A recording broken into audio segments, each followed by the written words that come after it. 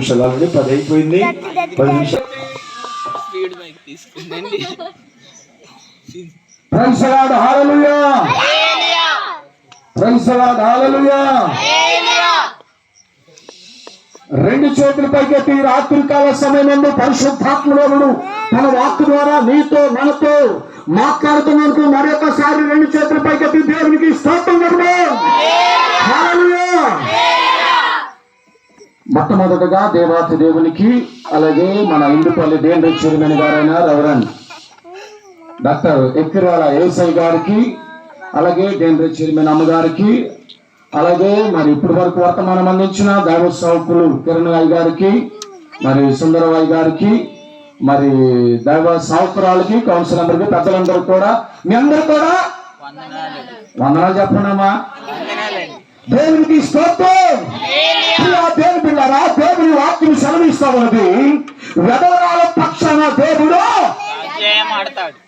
ఏమండి, ఆయన వెధవరాల పక్షాన దేవుడు తోడుగా ఉంటాడు. ప్రియమైన పిల్లరా, నీకు ఏది కొడుగా ఉంటుందో దేవుడు అడిగినట్లయితే వెధవరాల పట్ల, అయ్యా నాకు ఇది లేదయ్యా, నా కుమార్తెకి ఇది లేదయ్యా, అయ్యా నేను బాధపడుతూ ఉన్నానయ్యా, నాకు ఎవరు లేరయ్యా అని నువ్వు ప్రార్థన చేసినట్లయితే నీ పట్ల వ్యాజ్యమాడును దాకా, చెప్పండి, వ్యాజ్యమాడును దాకా, నేను ఎవ్వరు లేనిదానయ్యా అని అనుకున్నావా, నువ్వు వెళ్ళు. ఏమండి, పెద్దల దగ్గరికి, ఇద్దరు పెద్దల దగ్గరికి వెళ్ళు, అక్క నేను నీకు తోడుగా ఉంటాను, గట్టిగా చెప్పబట్టండి. నిజం పిల్లారా, మా ప్రియులు పోలేపారు సుబ్బారావు మామయ్య అక్కయ్య, ఏమండి వారికి పుట్టిన సంతానము ఏమండి దేవుని యందు భయభక్తులు పెరుగుతా ఉన్నారు. వారి కుటుంబం అంతా కూడా రక్షణలు వారికి పెరుగునుగాక. వారికి ఇచ్చిన సంతానం అక్క అంటే నాకు చాలా ఇష్టం అండి.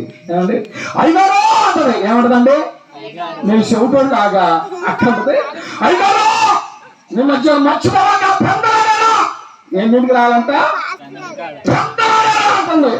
అక్క అక్క పెందలాగా వస్తాను అక్క అన్నది. మీ స్తోత్రం గట్టిగా చెప్పుద్దండి, నేను చెబుతూ రాలంటే నాకు దేవుని స్తోత్రం. ప్రియమైన వెధవరాల పక్షాన దేవుడు అంటండి, వ్యాజ్యమాడతాడంటండి. 3 విషయాలు 4 విషయాలు. నెంబర్ 1 మీరు రాసుకోండి, నేను చెప్పేటప్పుడు మీరు ఏ సభకు వచ్చినా కానీ నోట్ బుక్ ఉండాలి. నెంబర్ 1 ప్రార్థన పుస్తకం ఉండాలి. నెంబర్ 2 అది అసలు ప్రాముఖ్యమైనది ఏమండి, పరిశుద్ధ గ్రంథము ఉండాలి. ఊపిరాడుతుంటా రాకూడదు. దైవ వర్తమానాలు, దైవ సాకులు ఎంతగానో ప్రిపరేషన్ అయ్యి ఆత్మ ద్వారా ప్రార్థన చేసుకుని మీకు వాక్యాన్ని తెలియజేస్తారు. దేవునికి స్తోత్రం. ఈ రాత్రికాల సమయం మంది ఏం చెప్పాలనుకున్నప్పుడు పరిశుద్ధాత్మదేవుడు ఇదిగో వెధవరాల పక్షాన నేను ఉంటాను అని నువ్వు చెప్పవలే. దేవునికి స్తోత్రం. బైబిల్ గ్రంథంలో మొట్టమొదటిగా రాజుల గ్రంథం, మొదటి రాజుల గ్రంథం 17వ అధ్యాయము 13వ వచనాన్ని మనం చదువుకుందాం.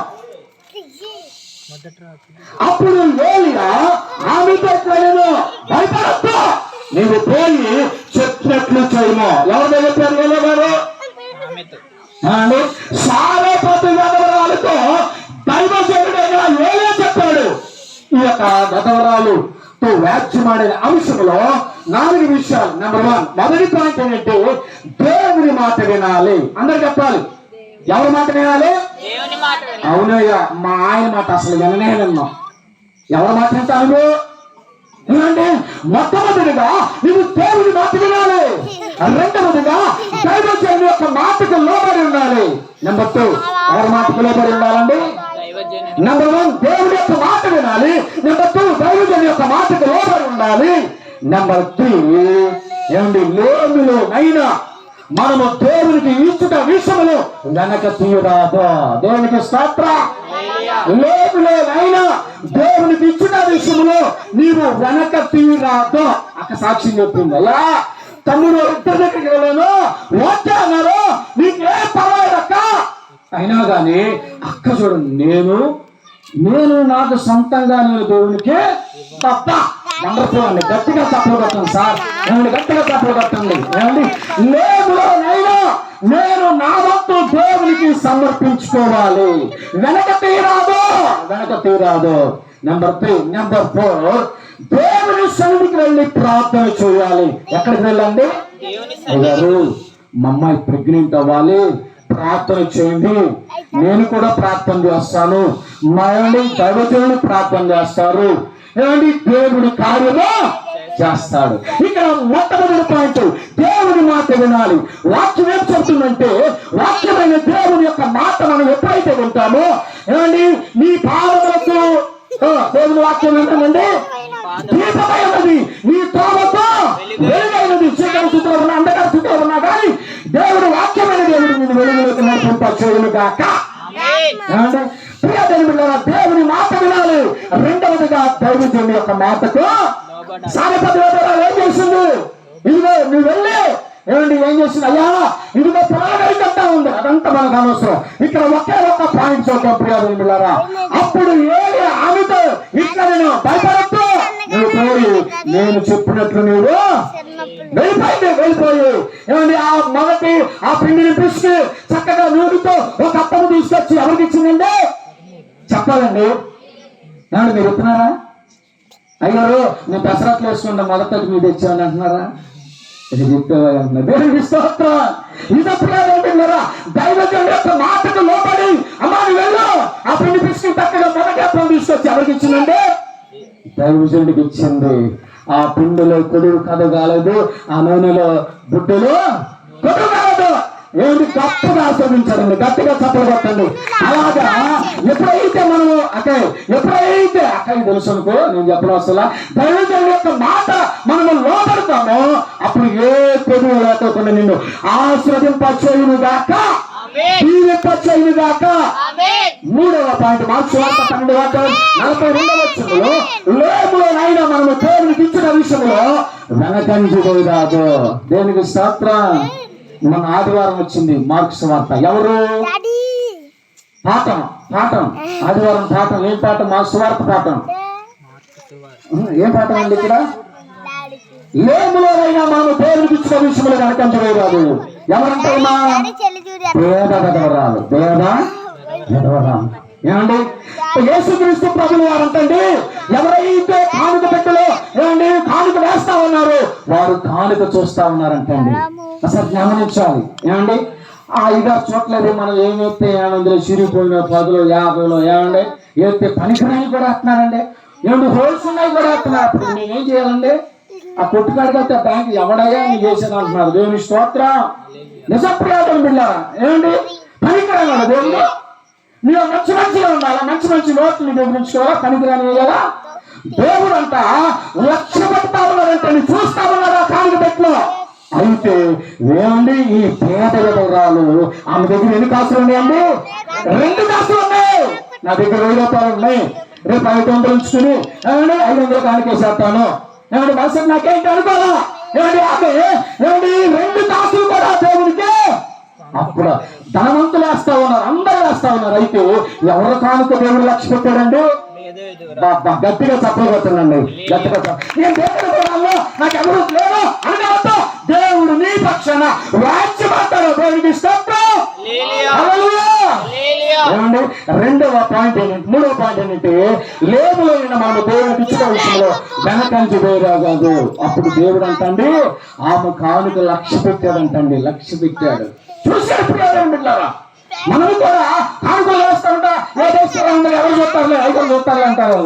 దేవుడు చూస్తాడంట నువ్వు ఇచ్చే కానుకను. దేవుడు ఏమిటి ఏ పేరు అర్పించాడు? రేపు కోత పండుగ పడతాను అయ్యారు శ్రేష్టమైన అర్పించాడు. మనం ఏం అర్పిస్తాం? అసలు దర్శనదాగా 10 బత్తాలు పడితే ఎకరానికి ఎన్ని బత్తాలు అయ్యారు?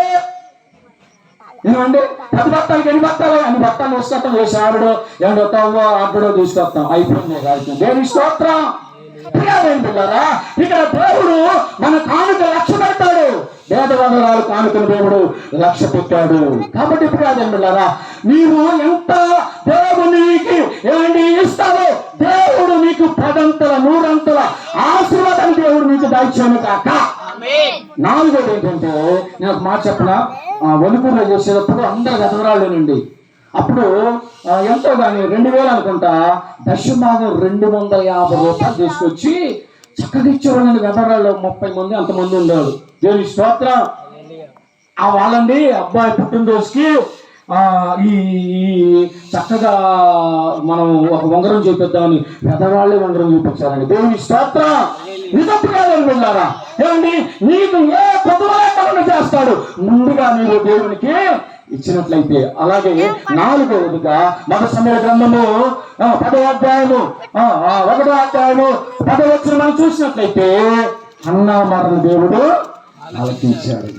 బహు దుఃఖ కాంతురాలై దేవుని సన్నిధికి వెళ్ళి ప్రార్థన చేసింది. ఎక్కడ ప్రార్థన చేసిందండి? దేవుని సన్నిధి. ఎక్కడికి వెళ్ళాలండి?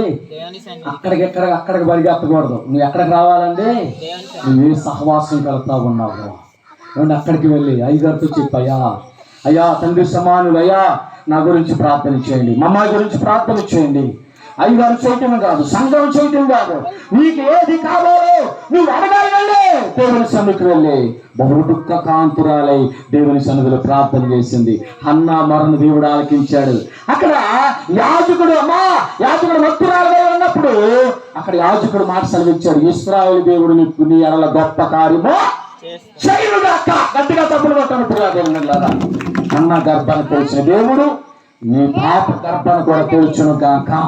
కాబట్టి నీ కోసం నా కోసం కలువరి సిలువలో ఆయన విలువైన రక్తాన్ని చిందించి ఆయన విలువైన ప్రాణం పెట్టాడు. కాబట్టి మారు మనసు రక్షణ అందరూ కూడా రక్షణ పొంది దేవుని యొక్క అక్కడ కొరకు ప్రతి ఒక్కరు కూడా సిద్ధపడాలని ప్రభు పేరట దేవుడు తన వాక్కు ద్వారా మనందరినీ హెచ్చరిస్తాం. దేవుడికి మహిమ కలుగును గాక.